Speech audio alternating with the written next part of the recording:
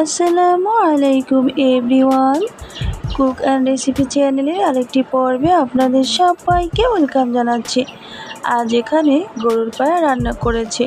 আমি আদা, জিরে, পেঁয়াজ, রসুন, ধনে এর পেস্টগুলো দিয়েছি পরিমাপ মতো, আর দিয়েছি মাংসের মশলা এবং গরম মশলা, হলুদের গুঁড়ো, মরিচের গুঁড়ো এবং লবণ দিয়ে এটাকে ভালো করে কতক্ষণ কষিয়ে নিচ্ছি। কষিয়ে নেওয়ার পর প্রেসার কুকারে রান্না করে নিয়েছি। একদমই রেডি আমার রুটি পিঠা তৈরি করেছি। এখানে রয়েছে পায়াটা একদমই সফট হয়ে গেছে, খেতেও খুব ভালো লেগেছিল। দেখে বোঝা যাচ্ছে কতটা ইয়াম্মি হয়েছে। আপনারা চাইলে কিন্তু বাসায় এভাবে চালের গুঁড়ো দিয়ে রুটি তৈরি করে নিতে পারেন, সাথে পায়া নিতে পারেন। খেতে কিন্তু বেশ ভালো লেগেছে। তো আপনাদের কাছে ভিডিওটি কেমন লেগেছে অবশ্যই আমাকে কমেন্ট বক্সে জানিয়ে দিবেন। সুন্দর হাতটা দিয়ে একটা লাইক করে দিবেন। বন্ধুদের সাথে শেয়ার করতে ভুলবেন না। আবার নতুন নতুন ভিডিও পেতে দেখা হবে। আল্লাহ হাফেজ।